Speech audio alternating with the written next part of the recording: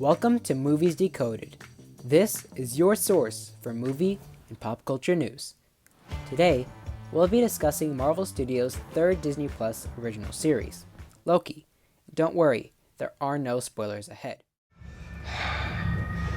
I'm Agent Mobius, by the way. Are you taking me somewhere to kill me? No, that's where you just were. I'm taking you someplace to talk. After delighting audiences with WandaVision and The Falcon and the Winter Soldier, Marvel Studios has returned with another ambitious series, following Marvel's titular villain, or anti-hero, as the star of the show.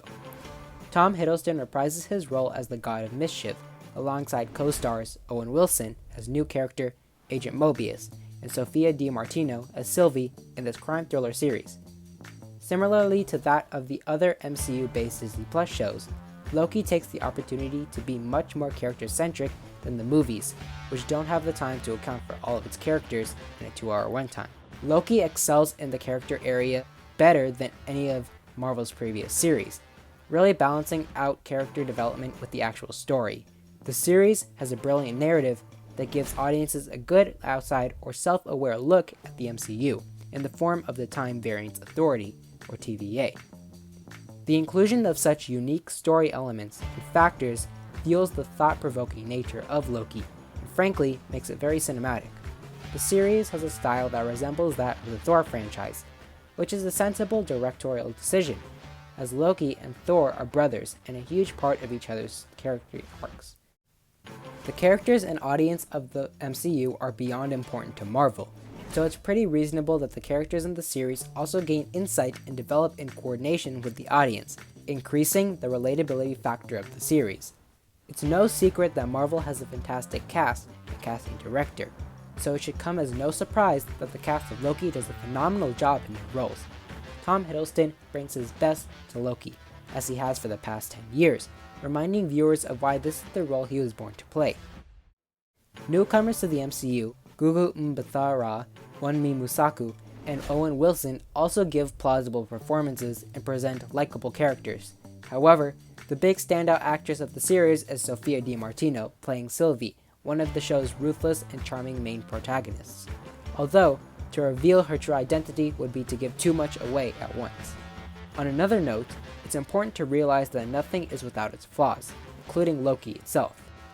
Loki demonstrates a problem that previous Marvel Studios series have had, being poor or strange pacing. Loki begins slow, with many small moments part of a much larger plot point. The pacing of the show can be frustrating and worsened with the series' weekly release schedule. In fact, episode 3 of the series, titled Lamentus, is the most poorly paced of the show, digressing from the story far too much and producing what feels like an unnecessary cliffhanger at the end of the episode. The series risks losing its audience with its slower segments, but ultimately allows viewers to reconnect with the story soon after. Loki definitely has some great reveals, and makes viewers crave a viewing of the next episode. The ending of the series is especially exciting, leaving the future of the MCU and Loki itself lingering in multiple possibilities. As far as Loki's place on the MCU roster goes, and its comparability to other installments, it is certainly one of Marvel Studios' most unique projects, and definitely has elements from both the previous series at play, with enough action to appease viewers and enough story, character moments, and references to the comic book source material to create a worthy series. Loki has changed the MCU forever.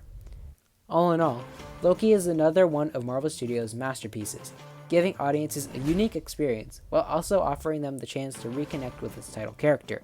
It has become more than clear that Marvel Studios is indeed prepping their fans for one wild ride, and Loki is one of their ways of doing so.